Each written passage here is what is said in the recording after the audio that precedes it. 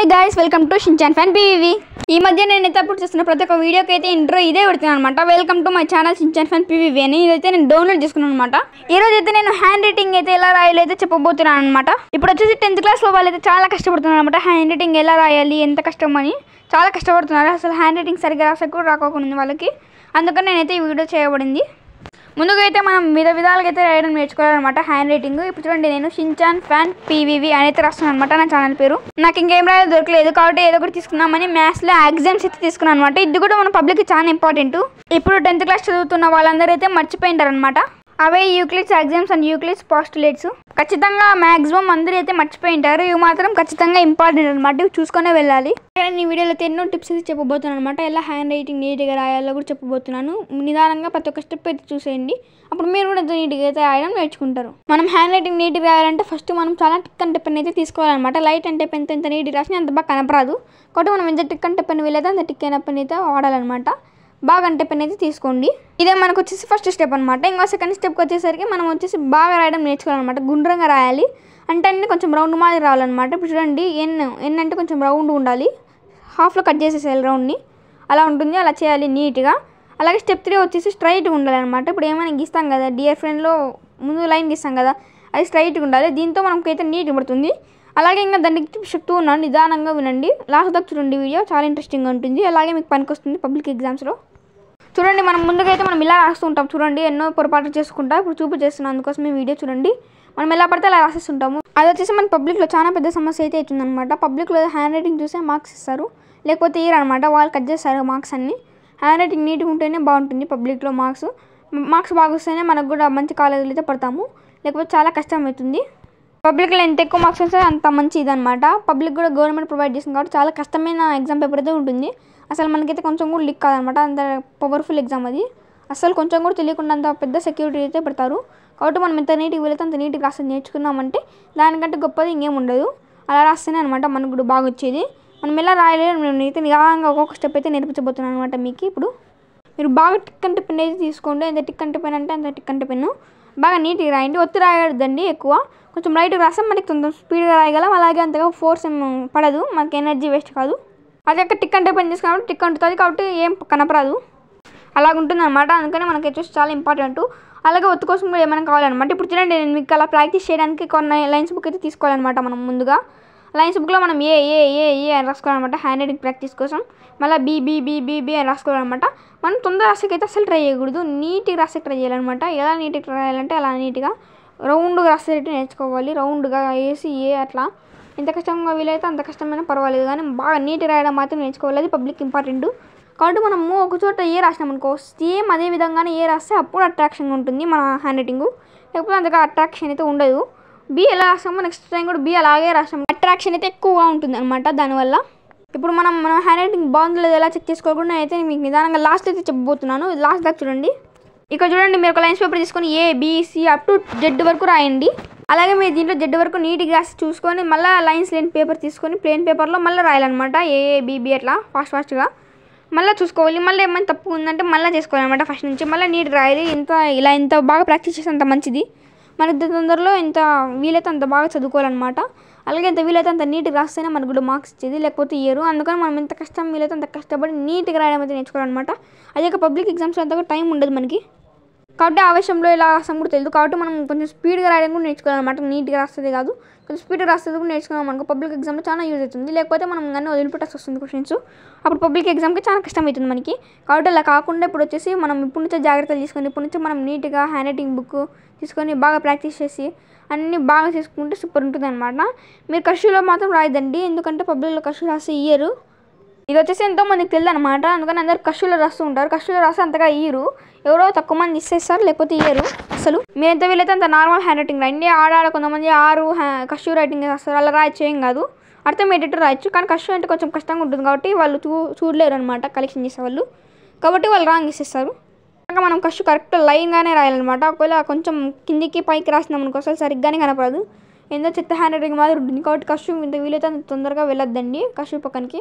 అది ఒకవేళ చిన్నప్పటి నుంచి పట్టుంటే ఏమని అనుకోవచ్చు, కానీ ఇప్పుడు అంటే కుదరదు, నార్మల్ హ్యాండ్ రైటింగ్ అయితే మనకి ఇప్పుడు పబ్లిక్లో హ్యాండ్ రైటింగ్ వచ్చేసి చాలా ఇంపార్టెంట్ అనమాట, దాన్ని బట్టే మనకు కూడా మార్క్స్ అయితే ఇస్తారు। దానివల్లనే మన లైఫ్ అంతా ఆధారపడి ఉంటుంది అనమాట. మన ఫ్యూచర్ మొత్తం దానిపైన ఆధారపడి ఉంటుంది. కాబట్టి మనం ఎంత నీట్గా వీలైతే అంత నీట్గా రాయాలి, ఎంత బాగా వీలైతే అంత బాగా చదువుకొని అయితే వెళ్ళాలన్నమాట పబ్లిక్కి. అందుకని ఇలా ఎన్నో రకాలుగా ప్రాక్టీస్ చేస్తే కానీ హ్యాండ్ రైటింగ్ నీట్గా రాసేది రాదనమాట పబ్లిక్ ఎగ్జామ్స్కి.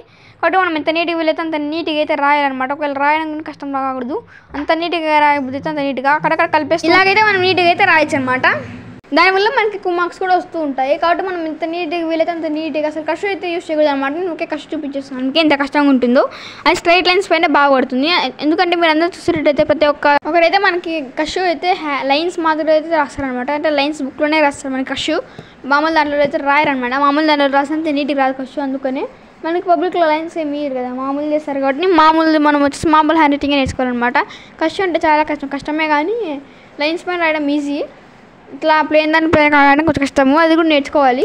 చిన్నప్పటి నుంచి నేర్చుకోవాలన్నమాట. ఇది ఇప్పటికిప్పుడు అంటే కొంచెం కష్టమే. కానీ నేనైతే మీకోసం ఎంత తొందరగా వీలైతే అంత తొందరగా అయితే ఈ వీడియో అయితే చేయబడింది. కాబట్టి నేను మీకోసం ఎంత నీట్గా వీలైతే అంత నీట్గా అయితే రాసి చూపిస్తాను. ఛానల్ లేదనమాట, నేను రాయక ఎప్పుడో చిన్నప్పుడు రాశాను, అప్పుడు బాగా రాసేవాడిని. ఇప్పుడు చూపించేస్తున్నాను అనమాట. కొంచెం అలానే రాయాలన్నమాట. లైన్స్ బుక్ పైన రాసిన తర్వాత నేను మీకు మామూలుగా నల్లదాని పైన బుక్ ఉంటుంది ప్రాక్టీస్ బుక్ అని, దానిపైన అయితే నేను మీకు రాసి చూపించేస్తాను. చూడండి లాస్ట్ దాకా. లాస్ట్ అయితే దాంట్లో రాసి ఎలా చెక్ చేసుకోవాలి కూడా చూపించేస్తాను అనమాట. మనకు వచ్చేసి సేమ్ గ్యాప్ అయితే వదలాలన్నమాట. వీకి హ్యావ్కి ఎంత గ్యాప్ వదిలామో అలాగే హ్యావ్కి అంతే గ్యాప్ వదలాలా, ఏకి పెన్కి అంతే గ్యాప్ వదలాలన్నమాట. అలా రాయాలన్నమాట. కరెక్ట్ గ్యాప్ ఉండాలి, కరెక్ట్ లైన్కి లైన్ కూడా గ్యాప్ ఉండాలన్నమాట. అంటే ఇది మామూలుగా ప్లేయింగ్ ఉంటుంది కదా, దాంట్లో అయితే లైన్కి లైన్ గ్యాప్ ఉండాలా, వర్డ్స్కి గ్యాప్ ఉండాలి, లెటర్స్ కలిపి రాయాలి, ఇలా చాలా ఉంటాయి అన్నమాట మనకి. ఫర్ ఎగ్జాంపుల్ ఇప్పుడైతే మనకైతే నేను ఇప్పుడు ఎగ్జామ్స్ అయితే రాస్తున్నాను అనమాట. చూడండి ఎగ్జామ్స్ నిదానంగా చూడండి. ఫస్ట్ వచ్చేసి things which are equal to one another are equal to one another. ఇది వచ్చేసి చాలా ఇంపార్టెంట్ అనమాట. మన పబ్లిక్ కూడా బాగా పనికొస్తుంది. ఈ మ్యాథ్స్ ఎగ్జామ్స్ కూడా నేర్చుకోండి. అలాగే దీన్ని ప్రాక్టీస్ చేస్తే మనకి హ్యాండ్ రైటింగ్ వస్తుంది, అలాగే మ్యాథ్స్ ఎగ్జామ్స్ కూడా వస్తాయి. మ్యాథ్స్ నేర్చుకోండి. అలాగే ఇంగ్లీష్లో వచ్చేసి లెటర్స్ కూడా రాయడం నేర్చుకోండి. లెటర్స్ రాసి నేర్చుకుంటేనే మనం 10th క్లాస్లో అయితే నీట్గా రాయగలం లెటర్స్ అన్నీ. ఎందుకంటే పబ్లిక్ ఎగ్జామ్స్లో ఎక్కువగా ఇచ్చేదే లెటర్స్ అనమాట. Hindi letters, English letters, Telugu letters ఇవన్నీ రాయాలన్నమాట. ఇంగ్లీష్ సబ్జెక్ట్ అయితే ఇంగ్లీష్లో రాయాలి లెటర్స్, అదే హిందీ సబ్జెక్ట్ అయితే హిందీ లెటర్స్ అయితే రాయాలన్నమాట. హిందీ లెటర్స్ అనేది తెలిసే ఉంటుంది ఇప్పుడు 10th క్లాస్ చదివే వాళ్ళందరికీ. 9th క్లాస్ వాళ్ళకి కూడా వస్తుంది అనమాట హిందీ లెటర్స్. అలాగే తెలుగు లెటర్స్ కూడా వచ్చి ఉండాలన్నమాట. అలా మీరైతే 3 సబ్జెక్టుల లెటర్స్ అయితే నేర్చుకొని ఉండండి. ఇప్పుడు చూడండి చెప్తాను చూడండి. Maths exams things which are equal to one another are equal to one another. ఇలా మనకు ఒక అయిపోతానే నెక్స్ట్ ఒక లైన్ గ్యాప్ వదిలేసి దాని తర్వాత సెకండ్ పాయింట్ అయితే మొదలు పెట్టాలన్నమాట. అలా పెడితే నీట్గా ఉంటుంది. లైన్స్ దాంట్లోనే కాదు, ప్లేన్ దాంట్లో కూడా ఇలానే రాయాలన్నమాట మనము. మ్యాథ్స్ ఎగ్జామ్స్ అయితే ఇప్పటికి చాలామంది మర్చిపోయింటారు అనమాట. ఎగ్జామ్స్ పాస్ట్లేట్స్ అవన్నీ చాలా ఇంపార్టెంట్ మనకి పబ్లిక్ ఎగ్జామ్కి. If the equals are added to equals then the wholes are equals. ఇది కూడా మనకు వస్తుందన్నమాట. ఇక్కడ వచ్చేసి మనకి ఎగ్జామ్స్ ఎన్ని ఉంటాయంటే నేను మాత్రం మీకు 2 రాసి చూపించేస్తున్నాను అనమాట. చూడండి 2 అనమాట నేను రాసేది. ఒకటి హ్యాండ్ రైటింగ్ కోసం అనమాట. మళ్ళీ దీని పేజ్ తిప్పింగ్గా దండిగా రాయాలి. కాబట్టి అదంతా అయితే చాలా పెద్ద వీడియో వచ్చింది, మీకు చాలా కష్టం అయితే చూసే. కానీ నేనైతే చిన్నగా అయితే తయారు చేస్తాను అనమాట. ఈ వీడియో చూడండి కేవలం 13 minutes అయితే పెట్టేశాను అనమాట. ఇప్పుడు చెప్తాను చూడండి. If the equals are added to equals then the wholes are equals. అది వచ్చేసి ఈక్వల్స్ కాదు, ఈక్వల్ అనమాట. మర్చిపోయి చెప్పేశాను. మీరు అలా కొంచెం నీట్గా రాసేకైతే పాసిబిలిటీ ఉంది. కాబట్టి కొంచెం వీలైతే అంత బాగా నీట్గా రాసి ట్రై చేయండి. ఇవన్నమాట నేను ఇప్పుడు చెప్తున్న ఎగ్జామ్స్. అలాగే పాస్ట్లేట్స్ కూడా ఉన్నాయన్నమాట. పాస్ట్లేట్స్ కూడా కొంచెం కష్టమే, కాబట్టి పర్వాలేదు, మనం మెల్లగా చదువుకోవాలన్నమాట. పాస్ట్లేట్స్ చదువుకొని పోవాలి, అలాగే ఎగ్జామ్స్ కూడా చదువుకొని పోవాలి. పాస్ట్లేట్స్కి అయితే డయాగ్రామ్ కూడా ఉంటుంది, కాబట్టి నేనైతే అలా చేస్తున్నాను అనమాట. మీరు నీట్గా రాసేది ఇప్పుడు చూపించేస్తాను. చూడండి ఫర్ ఎగ్జాంపుల్ అయితే ఫిజిక్స్ బుక్ తీసుకున్నాను. ఫిజిక్స్లో ఉండేదైతే రాస్తున్నాను అనమాట. చూడండి ఇది కూడా పబ్లిక్ రాయబోయే వారికి చాలా ఇంపార్టెంట్ అయినది. చూడండి ఒకసారి. What is colloidal solution. ఇది వచ్చేసి ఫిజిక్స్లో అనమాట. ఫిజిక్స్ ఎగ్జామ్ ఉన్నప్పుడు అయితే మనం చాలా సైన్స్ ఎక్స్పెరిమెంట్స్ అవన్నీ బాగా చదువుకొని ఉండాలన్నమాట. అలాగే ఇలా వీడియోస్ కూడా చూడాలి. అప్పుడైతేనే కదా మనకు కూడా బాగా అవగాహన వస్తుంది ఎలా రాయాలి అని. ఇప్పుడు చూడండి నేను అప్పుడు లైన్స్ నుంచి ఇప్పుడు డైరెక్ట్ ప్లేన్ దాంట్లోకి అయితే వచ్చేసాను అనమాట. ప్రాక్టీస్ బుక్ అని చెప్పాను చూడండి, ఇదే అనమాట. నేను అన్ని చేసి చూపించేస్తాను మీకు. ఇప్పుడు చూడండి రెడ్ పెన్ దొరికిన రాసేస్తాం అనమాట. అంటే వాళ్ళు ఇస్తారు క్వశ్చన్, కాబట్టి మనకేం ఈ రెడ్ పెన్తో అంతా అవసరం ఉండదు, కాబట్టి బ్లూ పెన్ అయితే తీసేసుకుందాం. ఇప్పుడు వచ్చేసి మనం తిప్పేసి పెట్టాలన్నమాట. ఇప్పుడు మనం ఆన్సర్ అయితే రాద్దాము. పబ్లిక్కి మనం వచ్చేసి ఇంగ్లీష్కి అయితే ఏ అయినా పెట్టచ్చు, ఏఎన్ఎస్ అలా అయినా పెట్టచ్చు అనమాట ఆన్సర్కి. కానీ సొల్యూషన్ మాత్రం పెట్టకూడదు. కేవలం మ్యాథ్స్కి మాత్రమే సొల్యూషన్ అని పెట్టాలి. మ్యాథ్స్కి ఆన్సర్ అయితే పెట్టకూడదు అనమాట. సొల్యూషన్ మాత్రమే పెట్టాలి. అది డిఫరెంట్ ఉంది అనమాట. అంటే మ్యాథ్స్లో ఆన్సర్ని సొల్యూషన్ అని అంటారు, ఇంగ్లీష్లో ఆన్సర్ అని అంటారు. కాబట్టి ఇంగ్లీష్లో ఆన్సర్ రాయాలి, దాంట్లో సొల్యూషన్ రాయాలన్నమాట. ఫిజిక్స్ కెమిస్ట్రీ దేంట్లో అయినా మనం మాత్రం ఆన్సర్ అనే రాయాలి, సొల్యూషన్ మాత్రం రాయకూడదు అనమాట. ఏమైనా ప్రాబ్లం చేసేటప్పుడు మాత్రం మనం సొల్యూషన్ అని పెట్టచ్చు. ఇలా నీట్గా రాయడం అయితే నేర్చుకోవాలన్నమాట. మన దగ్గర అయితే ఇలాంటి బుక్స్ కూడా తీసుకోవాలన్నమాట. తక్కువ రేటే దండికి పేజెస్ కూడా వస్తాయి. మనం ఒక టిక్ అంటే పెన్ అయితే తీసుకొని నీట్గా లైనింగ్ అయితే రాసి నేర్చుకోవాలన్నమాట. అలాగే మన హ్యాండ్ రైటింగ్ కూడా ఎలా చెక్ చేయాలో కూడా చూపించేస్తాను. లాస్ట్ దాకా చూడండి, లాస్ట్లో కూడా చూపించేస్తాను. ఎలా నీట్గా రాయాలో. నీట్గా రాయడం వెరీ వెరీ ఇంపార్టెంట్ అనమాట. ఇప్పుడు చూడండి, colloidals are heterogeneous mixtures in which the particle size is 1 nanometre అనేది అయితే నేను రాయబోతున్నాను అనమాట. చూడండి, ఈజ్ టూ స్మాల్ అనమాట. నేను కొంచెం తప్పుగా చెప్పేసాను. ఈజ్ టూ స్మాల్ ఇవన్నీ రాయాలన్నమాట. ఇంకా నాకు తెలియదు ఇవి. నేను ఎప్పుడో నా పబ్లిక్ ఎగ్జామ్కి చదువుకుండేది అనమాట. ఇప్పుడు అయిపోయి చాలా సంవత్సరాలు కూడా అవుతుంది. అలాగే నీట్గా రాయడం వీలైతే అంత నీట్గా రాయడం అయితే నేర్చుకోండి. తొందరలో నేర్చుకోండి, ఎందుకంటే పబ్లిక్ ఎగ్జామ్స్ చాలా దగ్గరికి వచ్చేసాయి అనమాట. 10th క్లాస్ వాళ్ళకి, 9th క్లాస్ వాళ్ళు కూడా నేర్చుకోవాలి, 8th క్లాస్ వాళ్ళు కూడా నేర్చుకోవాలన్నమాట. వీళ్ళందరూ నేర్చుకుంటే 10th క్లాస్ ఫ్యూచర్లో ఉంటుంది. ఇప్పుడు 10th క్లాస్ నేర్చుకుంటే వాళ్ళు అంత నీట్గా అయితే రాయలేరు, కానీ ఒక విధంగా అయితే రాయగలరు. అదే 8th క్లాస్ నుంచి నేర్చుకోవడం జరిగిందనుకో, అప్పుడు మనగా నీట్గా రాయగలం అనమాట. ఫస్ట్ క్లాస్ నుంచి నేర్చుకుంటే ఇంకా ఫుల్ నీట్గా రాయొచ్చు. ఎలా పడితే అలా రాసొచ్చు అనమాట. నీట్గా ఫాస్ట్గా రాసినా కానీ మనకైతే నీట్గా పడుతుంది ఫస్ట్ క్లాస్ నుంచి నేర్చుకునే వాళ్ళకి. కానీ 10th క్లాస్లో కొంచెం స్లోగా రాస్తే దాన్ని బట్టి ఉంటుంది అనమాట. మనకి ఫస్ట్ క్లాస్ 10th క్లాస్ అంటే దండిగా రాసి ఉంటుంది. 10th క్లాస్ కంటే కొంచెం తక్కువ ఉంటుంది అనమాట రాసేది. అంటే 10th క్లాస్ స్కూల్ అయితే ఎక్కువ ఉంటుంది, కానీ మొత్తం వాళ్ళు first class, second class, third class, fourth class, మళ్ళీ 10th క్లాస్కి వస్తారు. కాబట్టి ఇవన్నీ యాడ్ అవుతాయి కాబట్టి కొంచెం కష్టం అవుతుంది అనమాట వీళ్ళకి కూడా. కాబట్టి వీళ్ళు ఫస్ట్ క్లాస్లో ఉన్న వాళ్ళకైతే నీట్గా రాయగలరు, అదే వీళ్ళైతే కొంచెం కష్టమే అనమాట.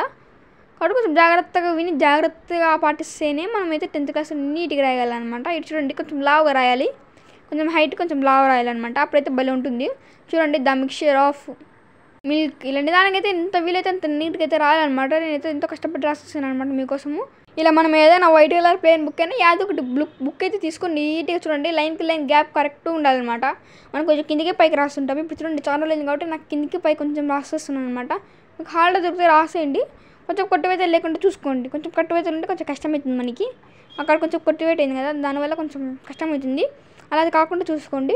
కొట్టేయడం వల్ల ఎక్కువ మార్కులు అయితే మనకి రండి, దాన్ని రౌండ్ ఆఫ్ చేసి హాఫ్ మార్క్స్ చేస్తారనమాట. అదే రూల్ అనమాట 10th క్లాస్ పబ్లిక్కి. ఒక కొట్టువేతకు వచ్చేసి ఒక హాఫ్ మార్కు. వాళ్ళే మ్యాటర్ అంతగా చదవరు కాబట్టి మీరు మ్యాటర్ రాకపోయినా కానీ కొట్టేద్దండి. ఏదో ఒకటి మ్యాక్సిమం అడ్జస్ట్ చేసే ట్రై చేయండి. ఒకవేళ అడ్జస్ట్ చేయలేకపోయినామనుకో కొట్టేద్దండి. దాని పక్కన నుంచి ఇంకా కంటిన్యూ చేసింది ఏదో ఒక క్వశ్చన్ ఆన్సరు. అలా చేయడం వల్లనే బాగా వస్తాయి అనమాట మన పబ్లిక్. మనం ఎంత నీట్గా రాస్తే అంత బాగా వస్తాయి అన్నమాట మార్క్స్. దాన్ని బట్టే ఉంటుంది అనమాట. ఇప్పుడు మనకి వచ్చేసి నీట్గా రాయడం వల్ల ఎన్నో లాభాలు అయితే వస్తాయంట మనకి. ఎవరైనా చూస్తే బాగా చదివే పిల్లలు అనుకుంటారు, అలా దండి లక్షణాలు అయితే దొరుకుతాయి అనమాట ఇలా చేయడం వల్ల. ఇప్పుడు మీరు ఏమైనా క్వశ్చన్ నేర్చుకుంటే దాన్ని రాసేయాలన్నమాట. ఒకసారి రాస్తే బాగా అవగాహన ఉంటుంది. అలాగే మీరు వచ్చేసి నీట్గా రాయగలరు. ఇప్పుడు చూడండి, నేను కొంచెం కింద రాస్తున్న వీడియోకి సరిగ్గా కనపడట్లేదు, కొంచెం చూపిద్దాం. లైక్ కాంపౌండ్స్, ఇవి కొంచెం పట్టలేదు అనమాట. కాంపౌండ్స్ కాదు, కాంపోనెంట్స్ అనమాట, పట్టలేదు. థర్డ్ పాయింట్ అయితే చదువుతాను. The components of a colloidal solutions are the dispersed particles and dispersed medium. చూసారా, ఇది అనమాట థర్డ్ పాయింట్. దీంట్లో వచ్చేసి వాట్ ఇస్ కొల్లాయిడల్ సొల్యూషన్. ఇది వచ్చేసి మనకు కూడా ఇంపార్టెంటే. ఇప్పుడు కింద రాసినైతే కనపరాలేదు అనమాట. వీడియో కొంచెం జూమ్ చేసి పెట్టాను, సరే కనపరాలేదు. సరే ఇంకా వదిలేద్దామని చూసి కొంచెం పక్కన కనిపించేస్తుంది కదా, అక్కడ దాకైతే నేను స్టాప్ చేసేసాను అనమాట వీడియోని. అక్కడ వచ్చేసి కొల్లాయిడల్ ఫామ్ అనేది ఇంక అంతే అనమాట. ఇంకా నేను స్టాప్ చేయాల్సి వచ్చింది, ఎందుకంటే ఇంకా వీడియో ఏం కనపడట్లేదు. ఇప్పుడు వచ్చేసి మనం లాస్ట్ దగ్గరికి అయితే వచ్చేసామన్నమాట. ఇప్పుడు వచ్చేసి మనం మన హ్యాండ్ రైటింగ్ ఎలా చెక్ చేసుకోవాలి అనేది చెప్పేసాను కదా, చూపించేసాను ఇప్పుడు నేను మీకు. ఇప్పుడు చూడండి, మనమైతే నీట్గా రాయాలి, అలాగే లైన్ బై లైన్ అయితే కరెక్ట్గా గ్యాప్ కూడా ఉండాలన్నమాట. ఇప్పుడు వచ్చేసి మీరు ఒక స్కేల్ తీసుకొని చూసుకోండి, మీరు ఎంత స్ట్రైట్గా రాస్తారు లైన్స్ బుక్ లేకుండా. చూడండి, అలా చూసుకోవాలన్నమాట. కొంచెం క్రాస్ ఉంది నాది కూడా, అలాగే మీరు కూడా చెక్ చేసుకున్నాక మీకు కూడా అర్థమవుతుంది అనమాట. కొంచెం క్రాస్ ఉన్నామని స్ట్రైట్గా రాయడం నేర్చుకుంటే నీట్గా పడుతుంది ఆటోమేటిక్గా. అదే చూడండి, నవ్వు ఎంతో క్రాస్గా ఉన్నాయి, అసలు వెరైటీగా ఉన్నాయన్నమాట. చూడండి, ఒకటి కిందికి ఒకటి పైకి ఉంది. ఇలా కాకుండా చూసుకోండి మీరు మీ పబ్లిక్ ఎగ్జామ్లో. సబ్స్క్రైబ్ చేయడం మాత్రం మర్చిపోద్దండి. Thanks for watching.